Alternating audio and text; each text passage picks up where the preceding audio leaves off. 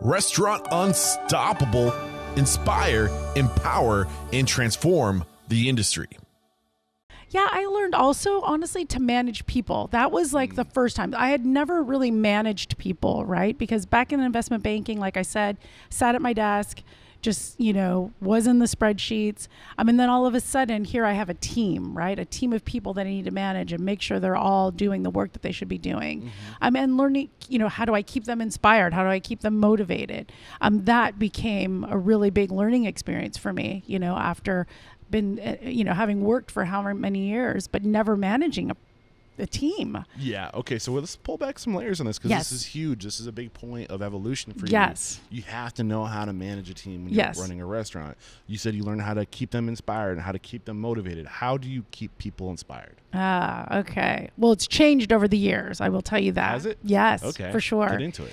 So at the very first, like when I first started managing a team, I thought being their friend and, getting personal with them, getting to know them, I thought that was going to be the way to do it, and it worked for a while.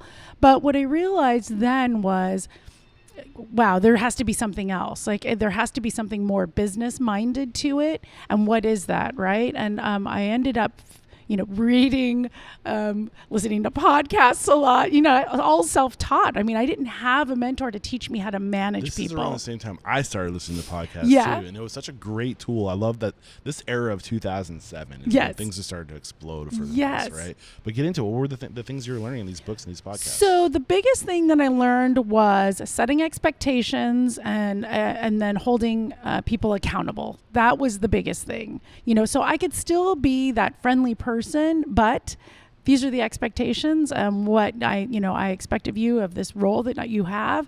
And then here is like the measurements of what those expectations, of how we're going to measure it, and then just holding them accountable by checking in with them all the time and, saying, okay, have we met these goals? Okay, why not? What's holding you up? What can I help you with to get past this part? And that really helped just turbocharge everything. So when you're setting these, when you're trying to hold people accountable and you're trying to figure out these key performance indicators Yes. to measure, Yes. do you work that out with them? Is it something that you find out with Definitely. time? Because when you're just getting started, like, how do you know what numbers to look at? Yeah. Maybe we can get into that when we start talking about restaurants. Sure. Like what key performance Sure. indicators you look like when you're managing people today. Yes. But unless something comes to mind right now.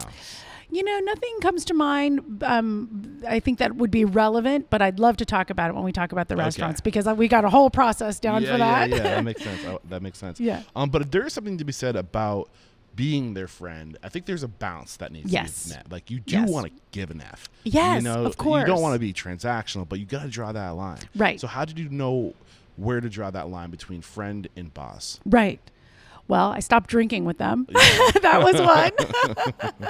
No more drinking. No more shift drinks with the team. I think that, listen, I totally cared about all of them. I want to know their life stories. I'm willing to share my life story. Okay. But when it comes down to it, this is the job. Yeah. And so, I actually learned something very, like, not recently, but say when I first opened Rossoblu here, with my partner, Hans Lettman, because he, a lot of restaurants say, oh, we're a family.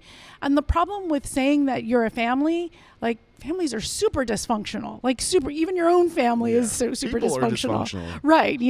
So it's better to say you're a team, right? Because if you're a team, you're working towards the same goal together. And that's a lot different than being a family. And you can still have that like warm, fuzzy feeling, but as a team working towards that goal. And as soon as that clicked for me, it was just so much better for all of us, There's those lines don't get crossed anymore.